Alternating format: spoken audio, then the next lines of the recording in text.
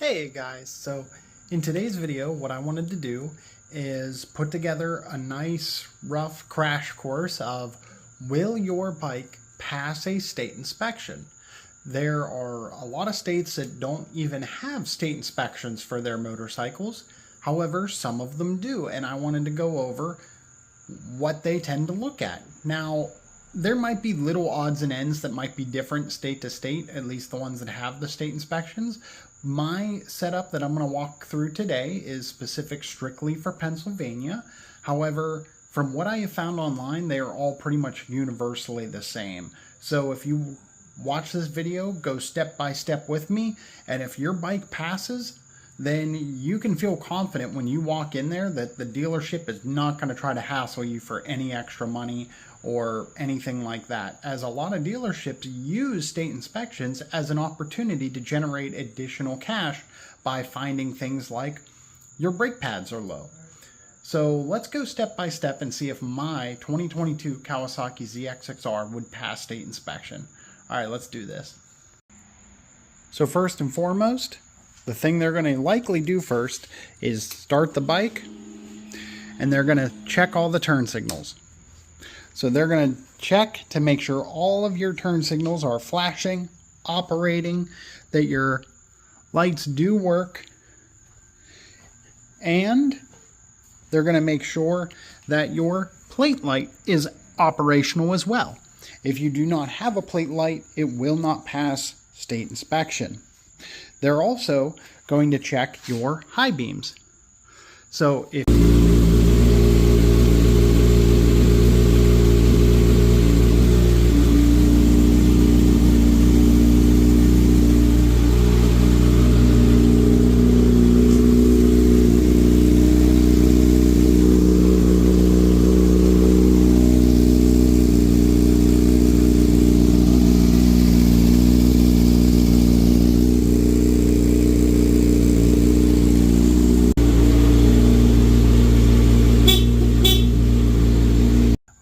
So now they know all of your turn signals work, they know your high beams work, they know your brake lights work with both the handbrake and the rear brake, and now they know your license plate light works, and they have confirmed that your horn works.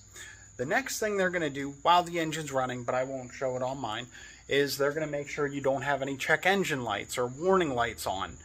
After that, they're going to start at the front of the bike and work their way back. And luckily, the front and the back are relatively the same.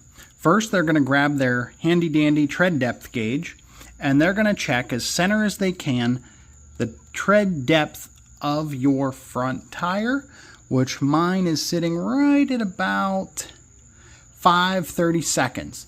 At 2:30 seconds, it'll barely pass, but it's very questionable at that point. Then they're going to check your brakes. So they're going to look at your forks here and make sure it's not leaking.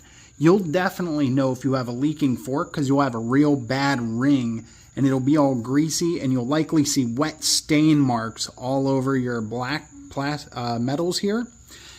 And sometimes if it leaks onto the rotor, that fork fluid gets into your caliper and onto the brake pads and actually pretty much destroys your ability to brake, which will cause a failure.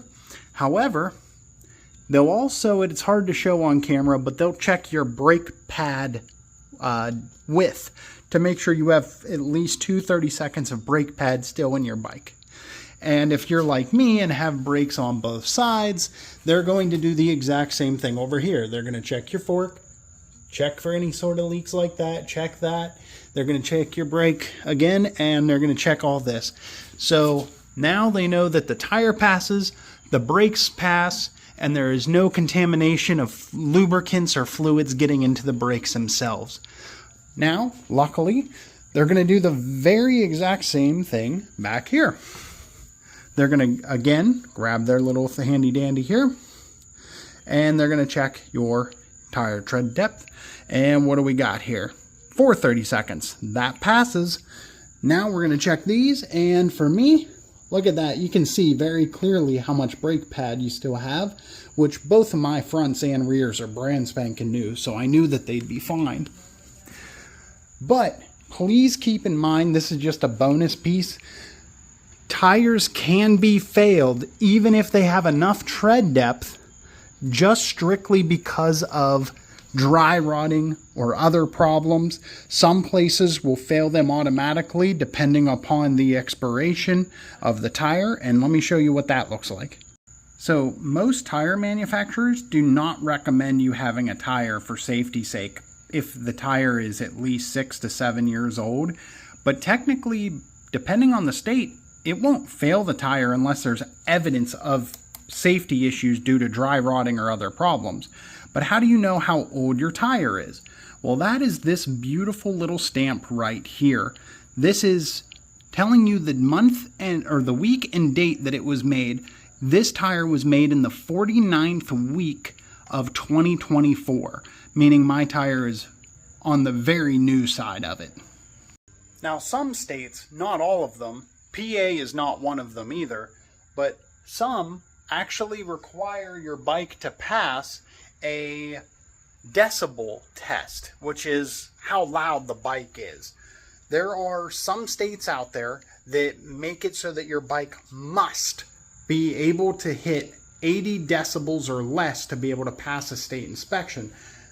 Thankfully, Pennsylvania is not one of them, because if it was, my bike would not pass inspection because I have that M4 GP19 exhaust, and even with the sound baffle in it, it is still way too loud to pass that part of the test.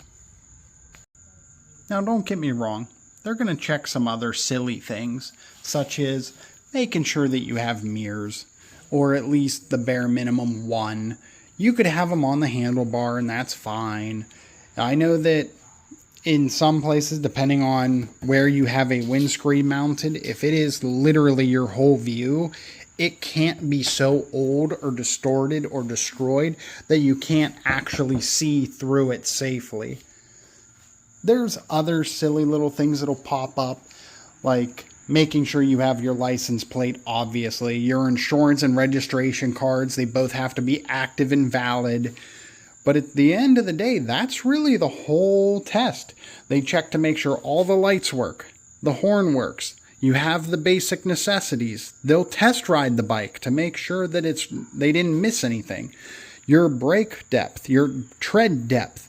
They're going to make sure that everything's working smoothly and there's nothing that is not safe about your bike. But I know what you're thinking. Well, you didn't check any fluids, nothing, and you're right.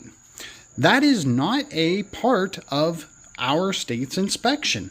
Now, don't get me wrong, some dealerships will go above and beyond and they'll check all your fluids. They'll see what your oil level is. They'll try to do a couple other things. They might check to see what color and type of your brake fluid is just to be safe. But they're going above and beyond to do that. And they're doing it with one intention only, which is to get some extra money out of you. I'm not saying they're telling you it's bad when it's good. I'm not saying any of that. I'm just simply saying that if you go to a place and tell them you only want a state inspection, don't push nothing, they will happily let you drive out of there with not enough oil to support your engine, causing possibly even catastrophic damage to your bike, and they won't say a word because you wanted a state inspection, they gave you a state inspection, and your bike passed. Might not pass in a month or two after your engine goes to the moon, but that's all right. It passed when you got the sticker, and that's all that really matters to them a lot of the time. I've actually seen someone get mad because a dealership did not tighten their chain for them during a state inspection, and that is not a part of that service. Last but not least, I'm assuming this might be PA specific, but this I'm not sure. There are two final things they will check on a bike. They will start it up, and with your kickstand down, they will pop it into first gear to make sure that the switch, the safety switch, works properly in instantly killing the engine, to make sure that that safety protocol will not allow you to drive off or ride off with your kickstand down. The other one that they will tend to also check is that your actual kickstand spring is fully functional as well, because you do not want that failing or just dropping down all willy-nilly while you're trying to ride, obviously. And honestly, that's about it. Don't get me wrong, during the test ride of your bike, he's going to be confirming and checking to make sure your odometer works, your speedometer works. You know, he's going to check all of those things. He's going to make sure all the electricals are correct. There are just things that I can't really demonstrate while trying to operate my phone at the same time, but that's the general gist, the whole checklist of a state inspection. You know, making sure your brakes work and stuff like that. So, but yeah, that's the whole list. I mean, if you can walk through that with your bike, make sure everything's functioning, everything works, that all those safety switches kicked, there's no massive fluid leaks, anything like that, and you can actually ride it up and down the street and all the things function as it's supposed to, you're going to pass. The thing that I see trip people up the most with the inspections are definitely the leaking forks. The forks leaking down onto the caliper and lubing up the brake pads is probably the thing I see people get failed for the most, or like just low brake tread depth, because sometimes their rotors will get warped or something like that, and then boom, they're wearing all unevenly and it's all tore up. But that's it. Most people can look at their tires and tell whether or not it's going to pass. Don't get me wrong, there's been times where people somehow can't and they're surprised, but I'm not going to go there right now. But that's it. So I hope this helped you. If you were nervous about if your bike can pass a state inspection or not, I hope this helps. Thank you.